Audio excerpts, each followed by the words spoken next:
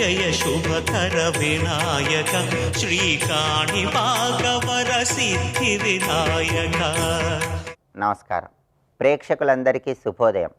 ఈనాటి శుభయోగం శీర్షికన ఇందిరా ఏకాదశికి ఉన్నటువంటి ప్రాధాన్యత ఏంటో, ఇందిరా ఏకాదశి సందర్భంగా ఎలాంటి విధి విధానాలు పాటించాలో, అలాగే కన్యా సంక్రమణం సందర్భంగా పాటించాల్సిన ముఖ్యమైన విధి విధానాలు ఏంటో పరిశీలిద్దాం.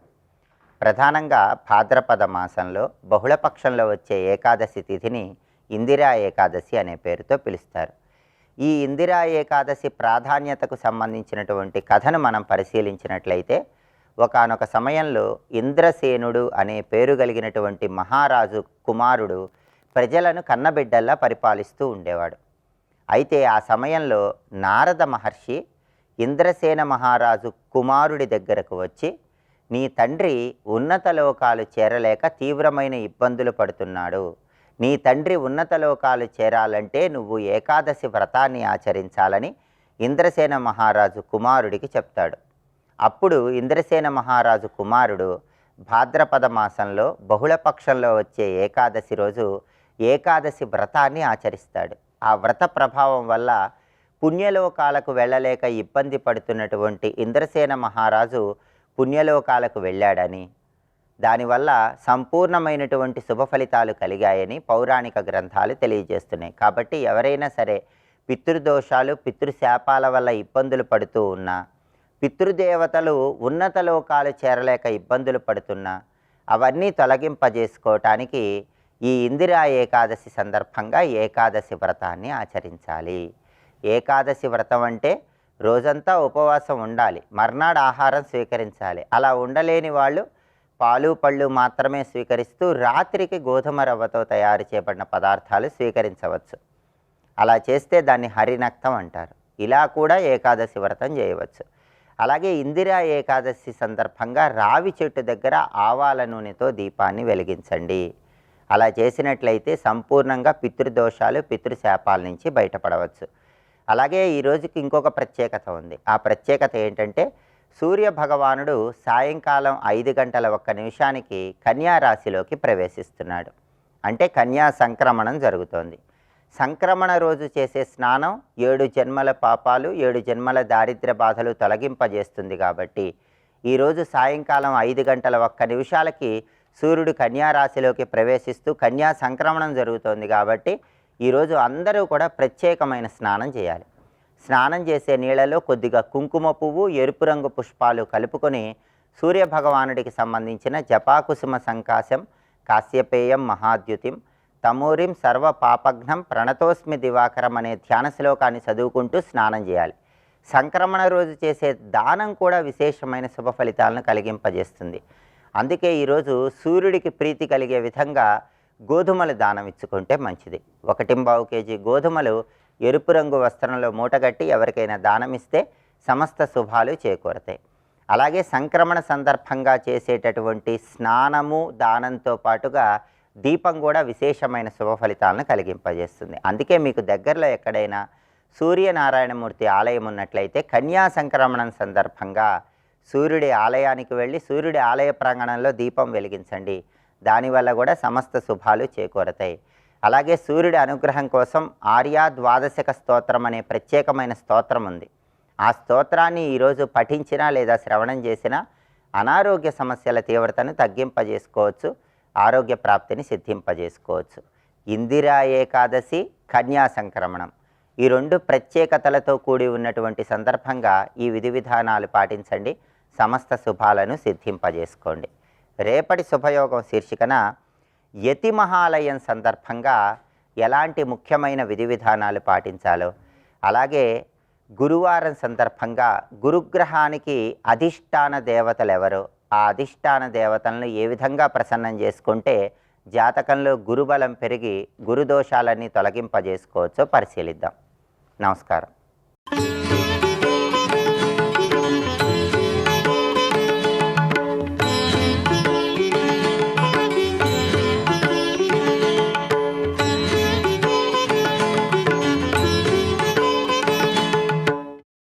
సంతానం అంటే అర్థం ఏంటంటే వారి నుండి వచ్చేది అని అర్థం. ఇక్కడ సిద్ధి బుద్ధి అనే శక్తులతో కూడిన గణపతి వల్ల లభించేవి సంతానములని స్థానంలో చూపిస్తున్నారు. వాళ్ళెవరు? క్షేముడు, లాభుడు. డూడులు తీసేయండి, క్షేమం, లాభం, అంతే. ఇక్కడ లాభక్షేమముల గురించి శాస్త్రం ఏం చెప్తుందంటే యోగక్షేమములే లాభక్షేమములు అన్నారు. భగవానుడు గీతలో చెప్పాడు కదా, యోగక్షేమం వహామ్యహం అన్నాడు. ఇక్కడ యోగక్షేమములకు నిర్వచనం ఏంటంటే ఇదివరకు లేనిది ఇప్పుడు వస్తే యోగం, వచ్చింది నశించకుండా ఉంటే అది క్షేమం, అంతే కదా. రెండూ ఉండాలి. కానీ గణపతి ఆరాధనలో ముందు ఇచ్చేది ఏమిటో తెలుసా? గణపతి ఇచ్చేది తృప్తిని ఇస్తాడండి. ఇది చాలా ముఖ్యమైన అంశం, తృప్తి. అది లేక చాలామంది బాధపడుతుంటారు. సృష్టిలో నువ్వు కావాల్సినవన్నీ నీకు సంపదలు ఉన్నప్పటికీ దేనికో ఏడుపు, అదేమిటో తెలియదండి. ఇక్కడ ప్రతిదీ కంప్లైంటే, అన్నీ ఉంటాయి కానీ దేనికో దుఃఖం, దేనికో కోపం, దేనికో చిరాకు. దాన్నే అసంతృప్తి, అసలు దరిద్రం అది. అది సంతృప్తి ఉన్నవాడుక వాడెప్పుడు సంతోషంగా ఉంటాడు. అది సంతోషి ఈ మూడు జగముల పూజ్యుండు సంతోషి కన్నడు జరుగు సుఖము అంటూ మహానుభావుడు పోతన గారు వామనుడు అన్న మాటల్ని తెలియజేస్తారు. కానీ సంతోషం, సంతృప్తి, సంతోషం అన్న సంతృప్తి అన్న ఒకటేనండి. ఈ సంతోషము గణపతి యొక్క శక్తి, అది మరో రహస్యం, తర్వాత చూద్దాం. ఇక్కడ సంతోషం, తృప్తి ఉండాలి. అది లేకపోతే ఏమిటి? అందుకే నిజమైన యోగం ఏంటంటే ఆ సంతృప్తి. అది లేకపోతే ఏ లాభమూ లేదు. కనుక అన్ని సంపదలు ఉన్నప్పటికీ కూడా ఉండవలసినది సంతృప్తి. కానీ భగవంతుడు ఏం చేస్తాడంటే అన్నీ ఇస్తాడు, ఇచ్చి అవి క్షేమంగా ఉంచుతాడు. అంటే ఉన్న సంపదలను గుర్తించడం ఒక సంపద అండి, అది గొప్ప విషయం. ఉన్న సంపదను గుర్తించగలగడం ఒక గొప్ప సంపద. కానీ ఇన్ని సంపదలున్నా ఏదో లేదని చూస్తుంటే ఏం లాభం? భగవంతుడు ఇస్తుంటే చేతితో తీసి వెనక్కి పెట్టేట, ఇంకోటి వైపు చూస్తున్నాడు. ముందు చేతికి ఇచ్చింది ఒకసారి చూసుకో, అది చూసుకుంటే అటు చూడవు నువ్వు. కానీ భగవంతుడు ఇచ్చినవి గమనిస్తేనే ఎన్ని ఇచ్చేవయ్యా అని రెండు చేతులు ఎత్తి నమస్కరించాలి. ఏదో ఇవ్వాలని మాటిమాటికి దేబిరింపులేనా, ఆయన ఇచ్చిన వాటిని పరిశీలించండి. కొత్తవి అడగక్కర్లే, అన్నీ ఇచ్చాడు. అన్నీ ఇచ్చేవన్న భావం ఇవ్వవయ్యా అని అడగాలి ఆయనకి. ఇక్కడ అది ప్రధానం. అందుకే లాభం, క్షేమం, యోగక్షేమములు. ఆ యోగము లాభమునిస్తాడు, క్షేమంగా ఉంచుతాడు. రెండూ కావాలి. ఉన్నవి క్షేమంగా ఉండాలి కదా. అంతేగాని కొందరికి భయం. డబ్బు వచ్చిన వాళ్ళు భయపడ్డ వాళ్ళని చూసామండి. ఇవాళ వచ్చింది కానీ రేపు ఉంటుందా, రేపు ఉంటుంది, మళ్ళీ సంవత్సరం ఉంటుందా, జీవితాంతం ఉంటుందా, ఈ డౌట్ ఉంటూ వచ్చిన సంపదను వీడు అనుభవించకుండా ఏడుస్తుంటాడు. ఏం బాధ అండి. ఇక్కడ స్వామి మీద నమ్మకం ఎలాంటి చేస్తుందంటే లాభము ఇస్తుంది, క్షేమము ఇస్తుంది. కానీ యోగక్షేమమే లాభక్షేమ శబ్దములతో ఇక్కడ కనబడుతున్నది. ఆ రెండు ఆయన ఇస్తాడు. యోగక్షేమం వహామ్యహం అని చెప్పిన స్వామి ఇక్కడ గణపతి రూపంలో ఆ యోగక్షేమములు లాభక్షేమములుగా మనకు చూపిస్తున్నాడు. ఇందులో గొప్ప విశేషం ఏంటంటే బుద్ధి లాభాన్ని ఇస్తున్నది, సిద్ధి క్షేమాన్ని ఇస్తున్నది. అందుకే సిద్ధిపుత్రుడు క్షేముడు, బుద్ధిపుత్రుడు లాభుడు అని చెప్పారు. ఇంకా వీళ్ళిద్దరితో పాటు కలిసి గణపతి చేసిన యుద్ధ కథలు స్కంద పురాణాలు ఉన్నాయి. గణపతి మంచి వారియర్, తెలుసా మీకు? మూషకోత్తమ మారుహ్య దేవాసుర మహాహవే యుద్ధుకామం మహావీరం గణనాథం నమామ్యహం శ్లోకం ఉంది. గణపతి చేసిన యుద్ధాలు అనేక పురాణాల్లో వర్ణించారు. సర్వం శ్రీ మహాగణపతి చరణారవిందార్పణమస్తు.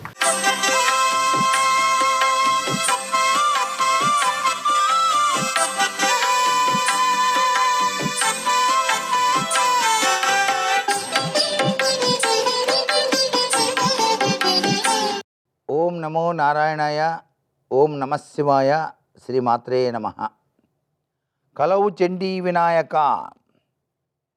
బుధవారం నాడు గణపతిని ఎర్రటి పుష్పాలతోటి పూజ చేసి రాగులు కలిపినటువంటి అన్నాన్ని గనక నివేదన చేసి ప్రసాదంగా కనుక ఎవరైతే స్వీకరిస్తారో వారి యొక్క రుణబాధలు అనేటువంటివి పూర్తిగా తొలగింపచేస్తాడు ఆ స్థితిపతి, నిధిపతి, ప్రియపతి గణపతి.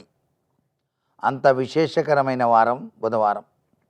అలాగే గణపతి ఆలయంలో ఉత్తర దిక్కులో ఒక తమలపాకులో పసుపు ముద్దను ఉంచి ఎర్రటి పుష్పాలతో కుంకుమ కలిపినటువంటి అక్షింతలతో పూజ చేస్తూ ఓం గం నమః అని చెప్పేసి మీరు గనక జపిస్తే ఉద్యోగం లేక బాధపడేటువంటి వారికి ఉద్యోగ ప్రాప్తి కలగటానికి ఆస్కారం ఎక్కువగా కలుగుతుంది. సంఘంలో కీర్తి ప్రతిష్టలు కూడాను వచ్చి తీరుతాయి సుమా. బుధవారం నాడు గణపతి ఆలయంలో స్వామికి కనుక బెల్లపు పానకంతో కనుక అభిషేకాన్ని కనుక చేసినట్లయితే ఐశ్వర్య సిద్ధి కలుగుతుంది. బెల్లం పానకం ఐశ్వర్యానికి నాంది పలుకుతుందన్నమాట. అలాగే మీకు అనారోగ్య సమస్యలు, చర్మ సంబంధమైనవి కావచ్చు, ఎముకలకు సంబంధించినటువంటి వ్యాధులు కావచ్చు, అలా గనక ఉన్నట్లయితే ఎర్ర చందనపు చెక్కతో చేసినటువంటి గణపతిని బుధవారం నాడు పూజ చేయండి. సర్వే జనా సుఖినో భవంతు.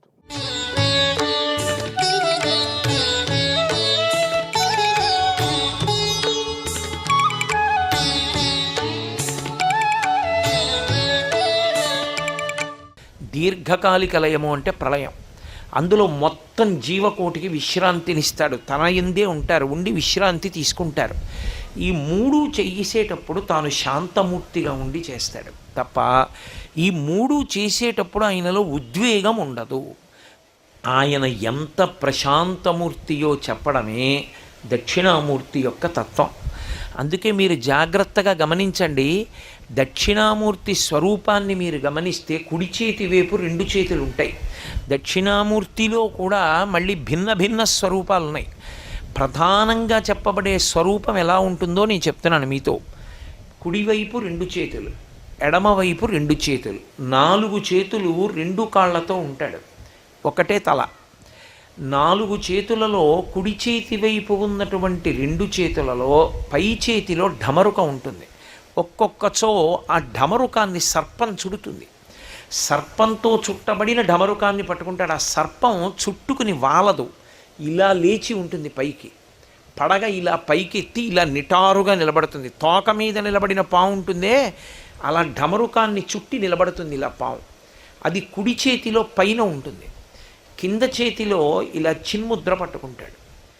ఎడం చేతిలో కింది చేతిలో పుస్తకాలు పట్టుకుంటాడు. పై చేతిలో అగ్నిహోత్రం పట్టుకుంటాడు.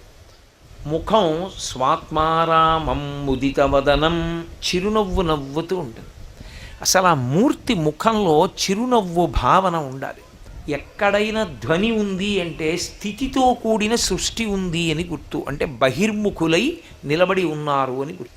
ఎక్కడ శబ్దం లేకుండా ఉంది అంటే వెనక్కి వెళ్ళారు అని గుర్తు. అంటే ధ్యానావస్థలో మూలం వైపుకి వెళ్ళిపోతున్నాడు. అన్నీ ఎట్నుంచి పుడుతున్నాయో ఎక్కడి నుంచి పుడుతున్నాయో దాని వైపుకి వెళ్ళిపోతే వెనక్కి నడక అంటారు.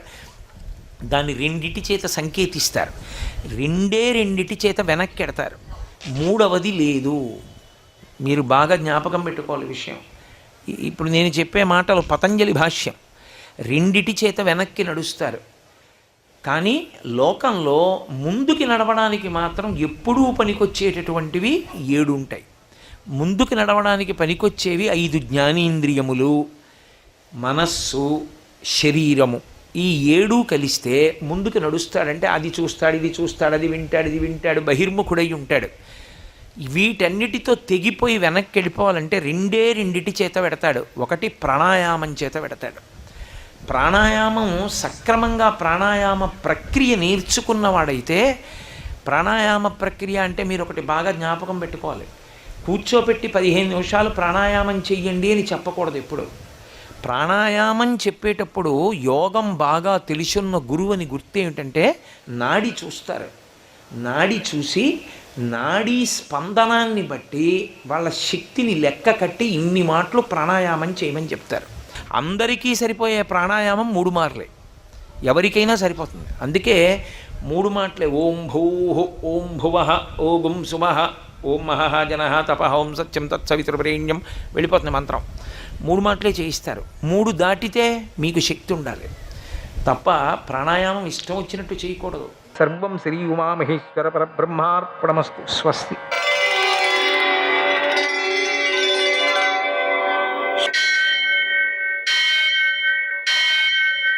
సహస్రశీర్షం దేవం విశ్వాక్షం విశ్వశంభువం విశ్వం నారాయణం దేవమక్షరం పరమం పదం విశ్వతః పరమాం నిత్యం విశ్వం నారాయణగుం హరిం విశ్వమేవేదం పురుషస్తద్విశ్వముపజీవతి పతిం విశ్వస్యాత్మేశ్వరగుం శాశ్వతగుం శివమచ్యుతం నారాయణం మహాజ్ఞేయం విశ్వాత్మానం పరాయణం శౌర్యమథేందురింద్రపదవీ సన్మంగళం మంగళం. ఆపదామపహర్తారం దాతారం సర్వసంపదాం లోకాభిరామం శ్రీరామం మోక్షదంతం నమామ్యహం. నేటి కాలమాన విశేషాలను గమనిద్దాం. స్వస్తి శ్రీ చాంద్రమాన విశ్వావసనామ సంవత్సరం దక్షిణాయనం వర్ష ఋతువు భాద్రపద మాసం కృష్ణపక్షం బుధవారం. సూర్యోదయం 6:08 సూర్యాస్తమయం 6:13 తిథి ఏకాదశి రాత్రి 11:42 వరకు, నక్షత్రం పునర్వసు ఉదయం 6:26 వరకు, వర్జం మధ్యాహ్నం 2:28 నుంచి 4:04 వరకు, దుర్ముహూర్తం మధ్యాహ్నం 11:46 నుంచి 12:35 వరకు, అమృతకాలం రాత్రి 12:06 నుంచి 1:43 వరకు, రాహుకాలం బుధవారం కావడం వలన మధ్యాహ్నం 12 నుంచి 1:30 వరకు, శుభప్రదమైన సమయం ఉదయం 11 గంటలకి. నేటి విశేషం ఏకాదశి, ఇందిర ఏకాదశి. విశేషించి స్మార్తులకు, మాధ్వులకు, వైష్ణవులకు కూడా ఇదే ఏకాదశి. ఈ ఏకాదశి ఉపవాసం ఉండడం, జాగరణం చేయడం, రోజంతా భగవత్స్మరణ చేయడం అత్యంత సత్ఫలితాలను అందజేస్తుంది. లక్ష్మీదేవి యొక్క అనుగ్రహాన్ని కలుగజేస్తుంది. కన్యా సంక్రమణం, ఆ సందర్భంగా నదీ స్నానం, దానం, పితృదేవతారాధన అత్యంత సత్ఫలితాలను అందజేస్తాయి. బుధవారం కావడం వలన హయగ్రీవారాధన చేసుకోవడం, పెసలతో పాయసం చేసి నివేదన చేయడం, హయగ్రీవ స్మరణ చేయడం ఇవన్నీ కూడా విద్యార్థులలో విద్యాశక్తిని, జ్ఞాపక శక్తిని, విజయశక్తిని పెంచుతాయి. అలాగనే బాలరామాయణ పారాయణ పిల్లలతో కలిసి పెద్దవాళ్ళు చేస్తూ ఉండడం వల్ల వారిలో సద్బుద్ధులు కలుగుతాయి. నేటి ఆణిముత్యాలు.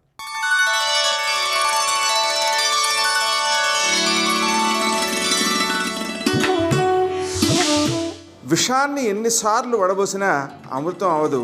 అలాగే మనల్ని అర్థం చేసుకోలేని వాళ్ళకి మన గురించి ఎంత చెప్పినా వ్యర్థమే.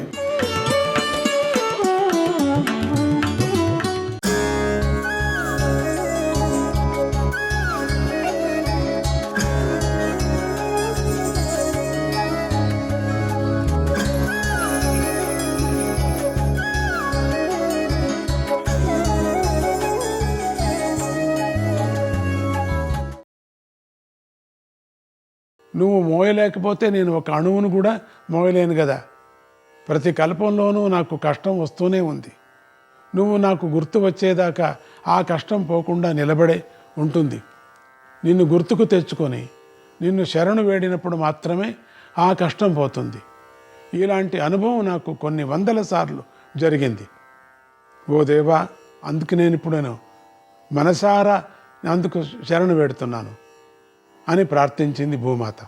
భూదేవి ప్రార్థన విన్న నారాయణ ప్రభువు, భూదేవి భయపడకు, నువ్వు కోరుకున్న స్థానాన్ని నువ్వు పొందేటట్లుగా నిన్ను నేను పైకెత్తుతాను అని అభయం ఇచ్చాడు.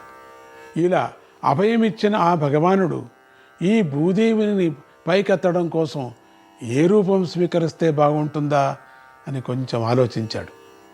వెంటనే యజ్ఞవరాహ స్వరూపాన్ని స్వీకరించి ఈ మహాజలంలో జలక్రీడ చేయాలని ఆయనకు సరదా కలిగింది. జనమేజయ, వరాహం అంటే ఇది మామూలు వరాహం కాదు, ఇది యజ్ఞవరాహం. దీని వివరాలు కొన్ని చెబుతాను విను. ఈ యజ్ఞవరాహ స్వామి యొక్క పొడుగు 10 యోజనాలు, ఎత్తు 100 యోజనాలు, 4 వేదాలే దీనికి 4 పాదాలు. యజ్ఞాలలో ఉండే యూపస్తంభాలే దీని కోరలు. యూపస్తంభం అంటే యజ్ఞశాలలో ఉండే మంత్రపూతమైన స్తంభాలు. వీటికే యజ్ఞ పశువులను బంధించి ఉంచుతారు కదా. రకరకాల యజ్ఞాలే దాని దంతాలు.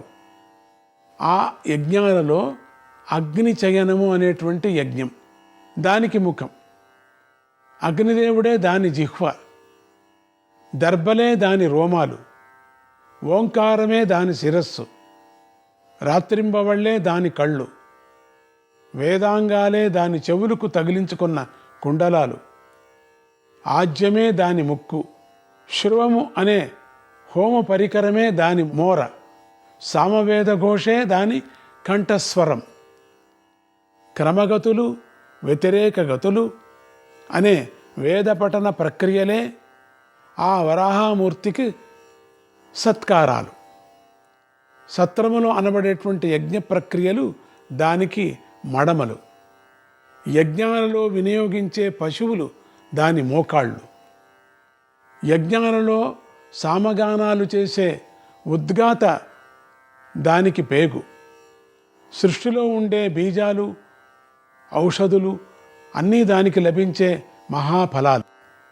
వాయువు దాని మనస్సు, సోమరసమే దాని రక్తము, యజ్ఞవేదికలు దాని భుజాలు, యజ్ఞాలలోని హవిస్సులు దాని ఒంటికి పూసుకునే గంధం, హవ్యము కవ్యము అనబడేటువంటి హోమద్రవ్య విశేషాలు దాని నడకలోని వేగాలు, యజ్ఞశాలలోని పత్నిశాల దాని ప్రధాన దేహం, యజ్ఞ దక్షిణ దాని హృదయం, యజ్ఞాలలోని ఉపకర్మలు దాని పెదవులకు పూసుకునేటువంటి అలంకారాలు, యజ్ఞాలలోని ప్రవర్గ్యములు అనేటువంటి క్రియలు దాని బొడ్డుకి అలంకారాలు, వేదాలలోని ఛందస్సులు అది నడిచే దారులు, రహస్య విద్యలైనటువంటి ఉపనిషత్తులు అది కూర్చునే ఆసనాలు, దాని నీడే దాని పత్ని. ఇటువంటి సర్వవేద సర్వయజ్ఞమయమైన వరాహ స్వరూపమే శ్రీ మహావిష్ణువు యొక్క యజ్ఞవరాహావతారం. ఇటువంటి యజ్ఞవరాహ స్వరూపాన్ని స్వీకరించిన నారాయణ ప్రభు సరాసరి ఆ నీటిలోకి దూకి రసాతలం క్రిందికి వెళ్ళిపోయి భూమి అడుగు భాగాన తన కోరను గుచ్చి ఒడుపుగా ఆ భూదేవిని పైకెత్తి నీళ్ల మీద తేలుతున్నటువంటి పడవలాగా కొంత నీటిలోకి కొంత నీటిపైకి ఉండేటట్లుగా నిలబెట్టాడు. అద్భుతమైన ఆ దివ్య కార్యానికి భూదేవి చాలా సంతోషపడి నారాయణ భగవానుడికి కృతజ్ఞతాపూర్వకంగా నమస్కరించింది. అప్పుడు ఆ భగవానుడు తను చేసిన పనితో తృప్తిపడక ఈ భూమి మీద ఉద్భవించి జీవించబోయే జీవుల క్షేమం కోసం ఇంకా ఏమి చేస్తే బాగుంటుందా అని ఆలోచించసాగాడు. ముందుగా ఈ భూమి మళ్ళీ మునిగిపోకుండా చూడాలి. ఆమె మునిగిపోకుండా ఉండాలంటే ఈ భూమి మీద కొత్తగా మొలిచిన పర్వతాలను, వాటి ద్వారా వచ్చిన నదులను ఒక క్రమ పద్ధతిలో ఏర్పాటు చేస్తే కానీ సాధ్యం కాదు. క్రమ పద్ధతి అంటే బ్యాలెన్స్. పరమాత్ముడి యొక్క కృప, ఆయన కరుణ అంత చేశాడే మనమంతా దీని మీద బతుకుతున్నాం. అందువల్ల ఈ భగవానుడు యోచన చేశాడు, ఈ పర్వతాల నదులు క్రమబద్ధీకరణ గురించి, వాటి యొక్క వైశాల్యాల గురించి, మార్గాల గురించి చాలాసేపు ఆలోచించి చివరికి భూమికి 4 దిక్కులా కొన్ని ప్రధాన పర్వతాలను, మధ్యలో ఉపపర్వతాలను, వాటిలో నుంచి ప్రవహించే నదులను, అవి సముద్రంలో కలిసే మార్గాలను నిర్మించటం మొదలుపెట్టాడు. అన్ని బ్యాలెన్స్ చేసుకొచ్చాడు భూమి మీద. చాలా ఒక్కటి ఏదైనా బద్దలైపోతే ఇంకంతే, ఇంకా భూమి ఇట్లయిపోతుంది. భూమి కింద పోతుంది, కింద పోవటమే. ఇంకా ముందుగా ఆ భగవానుడు ఈ భూమండలం యొక్క ఇరుసు ప్రదేశంలో, అనగా మధ్య భాగంలో మేరు పర్వతం వచ్చేటట్లుగా ఏర్పాటు చేశాడు. ఇట్లా బ్యాలెన్స్ పెట్టాడు. దానికి అనుబంధంగా ఏ నదులు లేవు. అక్కడి నుంచి ఆయన తూర్పు దిక్కుకు వెళ్ళి ఆ దిక్కు చివర ఉదయ పర్వతం అనే పర్వతం స్థాపించాడు. దీని వెడల్పు 100 యోజనాలు, ఎత్తు 1000 యోజనాలు. అంటే ఇది ఎత్తైన స్తంభంలాగా ఉంటుంది. నిజానికి ఇది సూర్యోదయాన్ని సూచించే నిశ్చల బిందువు. నిశ్చలం కనుకనే దీనిని అచలం అంటారు. తర్వాత ఆయన దక్షిణ దిక్కులో సౌమనసము అనే పర్వతాన్ని స్థాపించాడు. దీని వెడల్పు 100 యోజనాలు, పొడుగు 300 యోజనాలు. ఇక ఆయన పశ్చిమ దిక్కున సహస్ర శృంగం అనేటువంటి పర్వతాన్ని స్థాపించాడు. దీని ఎత్తు 60 యోజనాలు. దీనిలో తను ఉండేందుకు ఒక ప్రత్యేక స్థానాన్ని ఏర్పరచుకున్నాడు. తర్వాత ఆయన ఉత్తరాగ్రాన హిమాలయ పర్వతాన్ని స్థాపించాడు. ఇది అన్నిటికంటే ఎత్తైనది. భగవానుడు ఈ పర్వతాలు అన్నిటిలోనూ కూడా రకరకాల వృక్షాలను, రత్నాలను, గుహలను, చర్యలను, ధాతువులను ఏర్పాటు చేశాడు. హిమాలయంలో విశేషించి గంగా అనే పుణ్యనదిని స్థాపించాడు. ఇక భగవానుడు పూర్వ దిక్కుకు ప్రవహించే నదులను వేలుగా ఏర్పాటు చేసి వాటి ద్వారా వాటి పరివాహక ప్రాంతాలన్నిటినీ సస్యశ్యామలుగా చేశాడు. ఆ తర్వాత వరాహరూప శ్రీహరి మళ్ళీ దక్షిణ దిక్కుకు వెళ్ళి అక్కడ కొన్ని విశేషమైన పర్వతాలను స్థాపించాడు. వాటిలో కుంజర పర్వతము, వృషభ పర్వతము, మాహేంద్ర పర్వతము, మలయ పర్వతము, మైనాక పర్వతము అనేవి ముఖ్యమైనవి. తర్వాత శ్రీహరి ఉత్తర దక్షిణాల మధ్యకు వచ్చి అక్కడ వింధ్యా పర్వతాన్ని స్థాపించాడు. అన్ని పర్వతాల్లోనూ శలయేళ్ళు చిరునదులు ఉన్నప్పటికీ వింధ్యా పర్వతంలో శ్రీహరి భగవానుడు పయోధార అనే దక్షిణముఖ ప్రవాహం గల సువిశాలమైన మహానదిని ఏర్పాటు చేశాడు. ఇక శ్రీహరి పశ్చిమ దిక్కుకు వెళ్ళి ఇక్కడ కొన్ని వేల చిన్న చిన్న పర్వతాలను, వాటిలో కొన్ని పెద్ద పర్వతాలను ఏర్పాటు చేశాడు.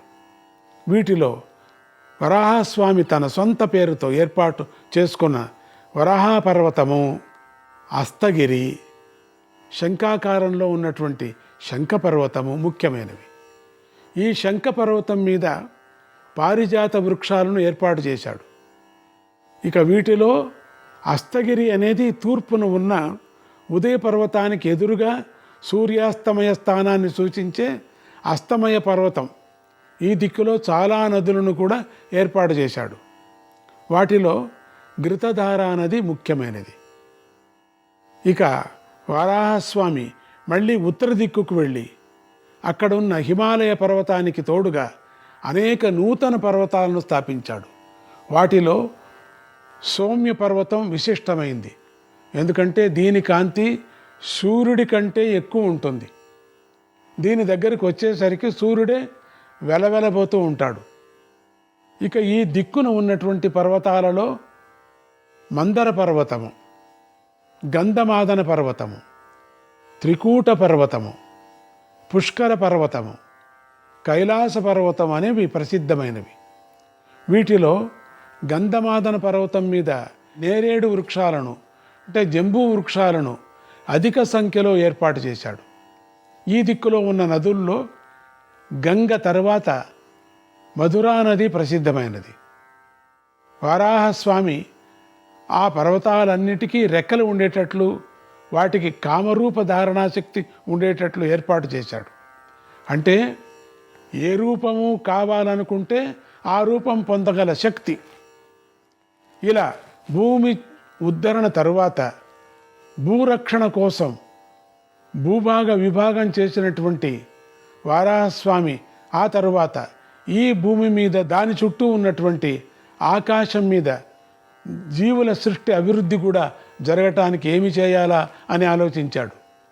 భూమి మీద ఉండే వేరే గోళాలు, ఆ గోళాల్లో కూడా జీవ సృష్టిని చేశాడు. ఇలా యజ్ఞవరాహస్వామి ఆలోచిస్తూ ఉండగానే ఆయన నోట్లో నుంచి ఒక దివ్య పురుషుడు బుడుంగన బయటకు వచ్చాడు. వచ్చిన ఆ పురుషుడు స్వామి పక్కన వినయంగా నిలబడి, దేవదేవా నేనేం చేయను అని వినయంగా అడిగాడు.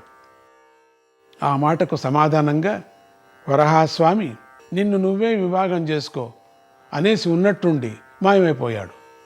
కొత్తగా పుట్టిన పురుషుడు అటూ ఇటూ వెతికినా ఆయన కనిపించలేదు.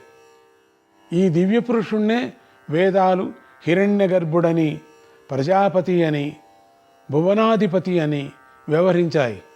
సృష్టిలో మొదట ఆవిర్భవించిన జీవి ఈయనే గనుక యజ్ఞాల్లోని మొదటి భాగం ఈయనకే చెందాలని కూడా వేదాలే నిర్ణయించాయి.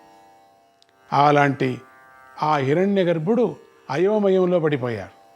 ఈ స్వామి నన్ను నేనే విభాగం చేసుకోవాలి అన్నాడే కానీ నన్ను ఎలా చేసుకోవాలో చెప్పలేదే అని ఆలోచిస్తూ ఉండిపోయాడు.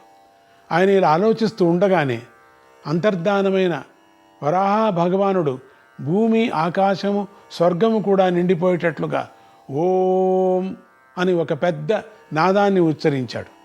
ఆ నాదాన్ని విన్న దివ్యపురుషుడు అదే నాదాన్ని తాను కూడా జపించడం మొదలుపెట్టాడు. ఆయన ఓంకారాన్ని జపిస్తూ ఉండగా ఆయన హృదయంలో నుంచి పరమ పవిత్రమైన వషట్కారం ఆవిర్భవించింది. ఆ తర్వాత భూహు, భువహ, సువహ అనే 3 గొప్ప మంత్రాలు ఆవిర్భించాయి. వీటినే మహావ్యాహృతులు అంటారు. ఆ తర్వాత 24 అక్షరాల గాయత్రీ మంత్రం ఆవిర్భవించింది. ఈ మంత్రదేవతనే గాయత్రీదేవి అని, సావిత్రీదేవి అని, వేదమాత అని కూడా అంటూ ఉంటారు. ఆ తర్వాత ప్రజాపతి అయిన హిరణ్యగర్భుడు గాయత్రీ మంత్రాన్ని బాగా భావన చేస్తూ జ్ఞానమయ స్థితిలో ఉండగా ఆయనలో నుంచి ఋగ్, యజు, సామ, అథర్వణ వేదాలనే 4 వేదాలు ఆవిర్భవించాయి.